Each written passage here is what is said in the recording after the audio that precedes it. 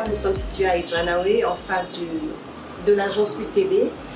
Et nous faisons principalement les produits du vignoble bordelais. Alors ici, on a des vins d'appellation du Bordeaux. On a du Bordeaux supérieur, on a du Grave, on a du Médoc, on a du Pauillac, on a du Pomerol, jusqu'au Margaux. Ça, par exemple, c'est un produit du vignoble Bordeaux. C'est un vin d'appellation Bordeaux. Alors, il doit y avoir un autre Bordeaux ici. Je vais sortir mes produits phares. Là aussi, vous verrez, c'est un vin d'appellation Bordeaux. Mais de deux noms différents. Là, c'est Château Chauvet, là, c'est du Camarsac. Ouais.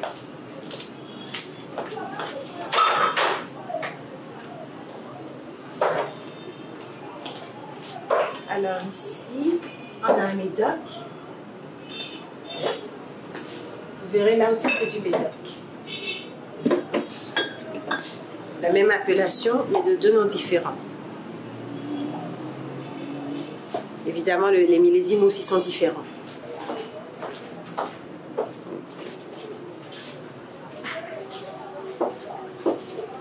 Alors ici, je propose des liqueurs. Alors on a des produits de Johnny Walker, on a du Dampal, on a du Valentines, on a du Martini, on a du JP. Voilà. Oh, super. Pourquoi avoir choisi l'entrepreneuriat? Parce que nous savons que c'est un domaine où c'est pas du tout facile. Il y a des avenues plus faciles que l'entrepreneuriat où vous êtes employé, vous attendez votre salaire à la fin du mois. Mais pourquoi, en tant que femme surtout, vous avez choisi d'aborder ce domaine qu'est l'entrepreneuriat?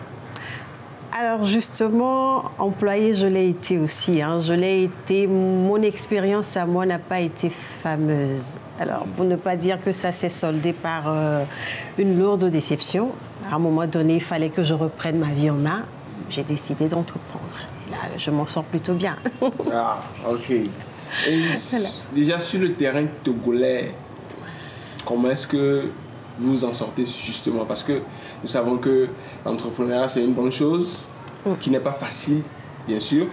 Et surtout, sur le terrain togolais, nous savons avec les péripéties qu'il peut y avoir, les obstacles ou bien les difficultés qu'on peut rencontrer. Mais comment est-ce que vous vous en sortez particulièrement de votre côté?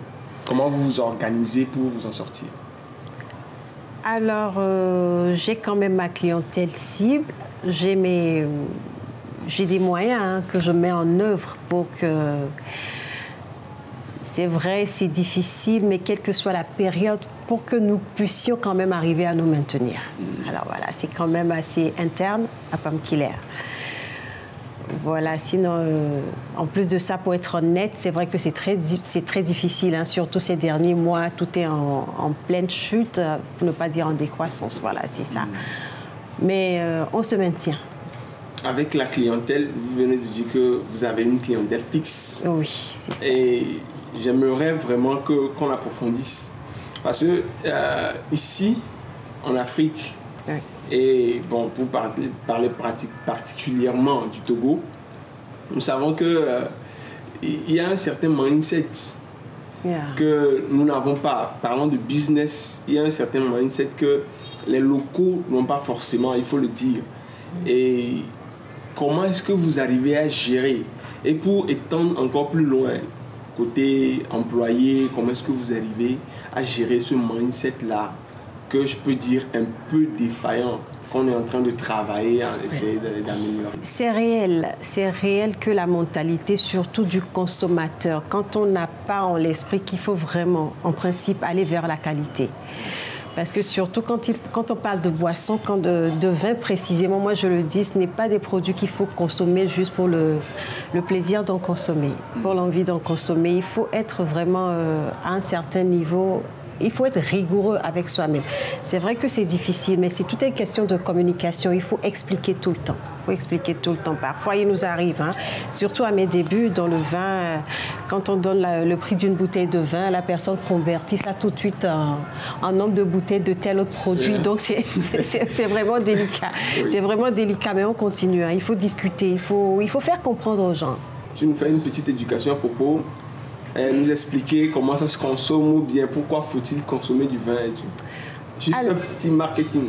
Oui, comment est-ce que le vin se consomme? En principe, le vin doit être choisi en fonction du plat.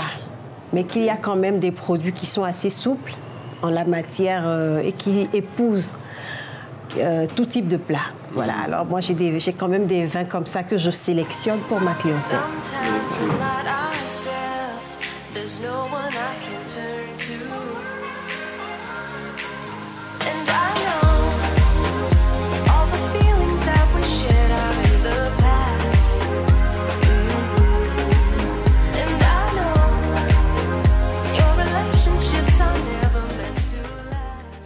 Alors, pour un vin d'appellation Bordeaux, un plat, un dîner en famille qui n'a pas un aspect très particulier, on peut proposer un Bordeaux. Maintenant, quand on espère avoir des personnes assez clés, assez particulières, et aussi, par exemple, si on propose de la viande rouge, voilà, là, on peut aller vers un Médoc ou un Saint-Émilion. Voilà. C'est un peu comme si on augmentait en grade. Okay. Voilà. Quand on dit appellation, c'est un peu comme, de manière terre à terre, c'est comme le grade du produit. Quoi. Okay.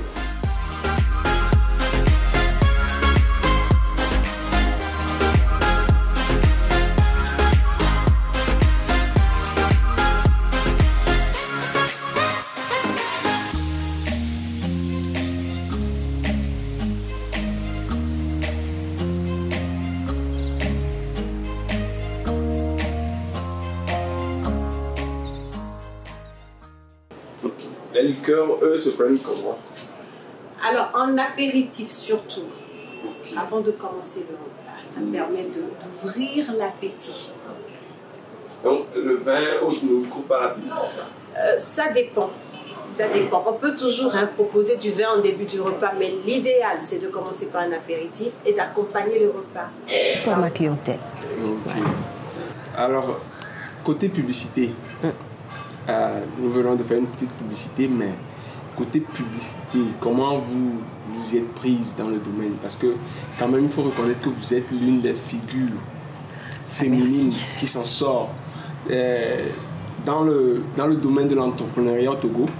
Mais côté communication, publicité, comment est-ce que vous vous organisez? Comment est-ce que vous en êtes sorti? Je joue surtout sur